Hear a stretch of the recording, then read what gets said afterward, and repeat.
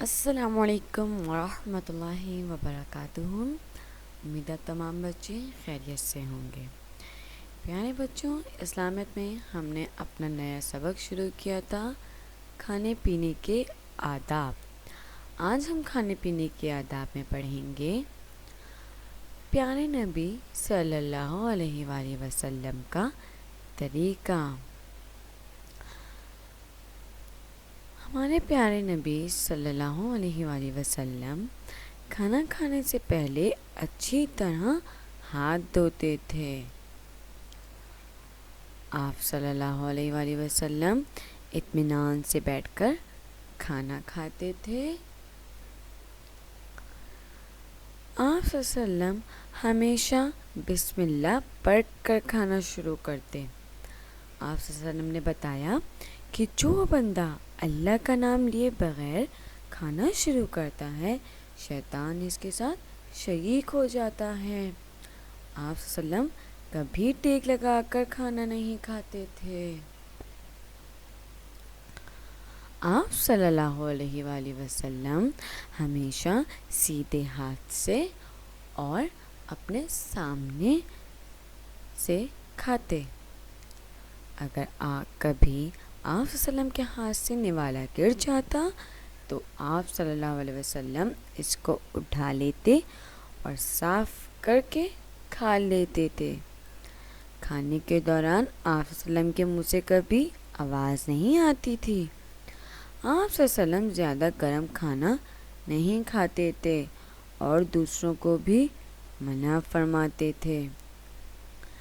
کھانا کھانے کے بعد آپ صلی اللہ علیہ وسلم ہاتھ دھونے سے پہلے انگلیوں کو چاٹ لیتے تھے۔ پیارے بچوں، کھانا اللہ تعالیٰ کی بہت بڑی نعمت ہے اور ہر نعمت کا شکر ادا کرنا چاہیے۔ ہمارے پیارے نبی صلی اللہ علیہ وسلم نے کبھی کسی کھانے کی برائی نہیں کی۔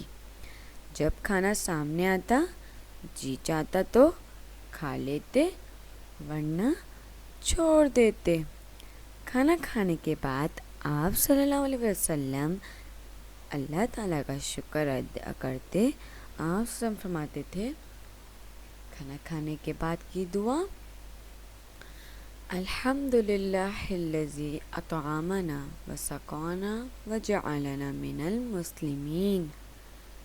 ترجمہ: تمام تعریف اس اللہ کے لیے ہے جس نے ہم کو کھلایا، پلایا اور مسلمانوں میں سے بنایا۔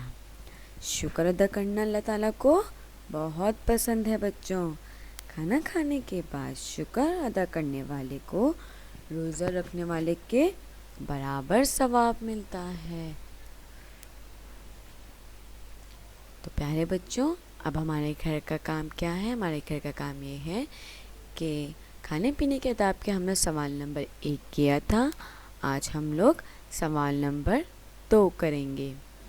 سوال نمبر 2 ہے ہمارے پاس، پیارے نبی صلی اللہ علیہ وسلم نے کھانے کی برائی کرنے سے کیوں منع فرمایا ہے؟ اس کا جواب ابھی میں نے آپ کو بتایا ہے۔ اس کے علاوہ آپ اپنی کتاب سے مدد لے کر بھی اس کا جواب لکھ سکتے ہیں۔ جزاک اللہ خیر بچوں، خدا حافظ۔